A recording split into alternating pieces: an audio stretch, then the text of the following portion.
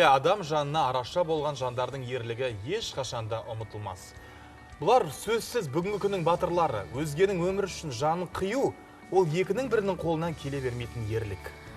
Тәртіп сақшылары сияқты дәрігерлер де өз мамандығының қыр-сырын білуі, адам өмірінің арашасы екендігін түйсінуі тиіс. Бұл да адамның қауіпсіздігіне, амандығына өмірін арнайтын абзал мамандық. Міне осындай ауыртпалық жүгін қорықпай арқалаған Қызылорда облысы Қазалы аудандық ауруханасының дәрігерлері ерекше атап өту керек сияқты. Осы орайда толығырақ біздің аймақтағы меншікті тілшіміз айтып береді. Өмірмен арпалыс. Операция үстеліндегі науқастың ішкі ағзалары қатты зақымданған. Сау жері жоқ. Дәрігер дереу іске кірісті. Ойланып тұратын уақыт жоқ. Ал облыс орталығы алыс. Сондықтан бар білімі мен білігін пайдаланып, науқасты аман алып қалу керек. Аман алып қалды да, 55 жастағы азаматтың барлық ағза мүшелері қалыпқа келтірілді. Орнына қойылды, операция сәтті өтті.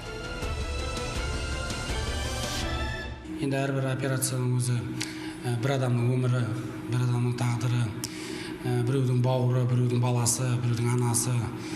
Сондықтан отаға кірер алдында ойланып, қазір мына шыққаннан кейін де туысқандарына не жауап берем дегендей ойда, сондай ойда боласын, көптеген рисктерге барамыз.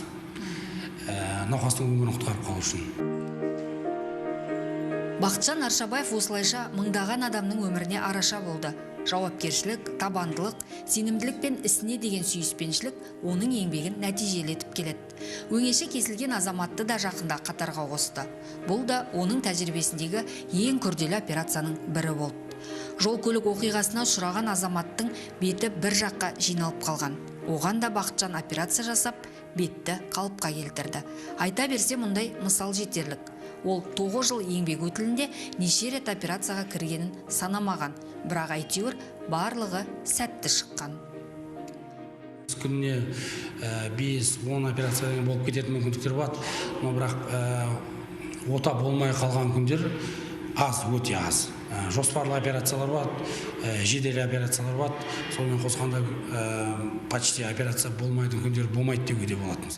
Бақытжан Аршабаев жас болғанымен тәжірибелі маман, бірақ оған ол тоқмейілсімейді. Әлі де ізденіп, білімін жетілдіріп, біліктілігін шыңдап, үлкендерден үйренуден жалықпайды. Дәрігерге енді жақсы маман болу үшін ең бірінші мейірімділік керек деп ойлаймын, барлығына жанашырлық болу керек. Және де қиын сәттерде жаңағы қорқып қалмайтындай, арыстандай жаңағы мінез керек деп ойлаймын. Әрбір ай сайын, апта сайын облыстық медицина орталығына келіп білімімізді жетілдіруге тырысамыз. Және де басқа да қалаларға барып, білмегендерімізді өмір бойы үйренуге тырысамыз ғой, дәрігер деген. Дәрігер өмірдегі ең ізгі мамандық. Сондықтан Бақытжан өзіне артылған үлкен жауапкершілікті абыроймен атқаруға тырысып келеді. Ақ халатты абзал жан үшін басты құрмет халықтың сенімі мен алғысы. Қызылордадан Ақерке Берікбекқызы, Нұрбек Нұрмахан, арнайы Таңшолпан үшін.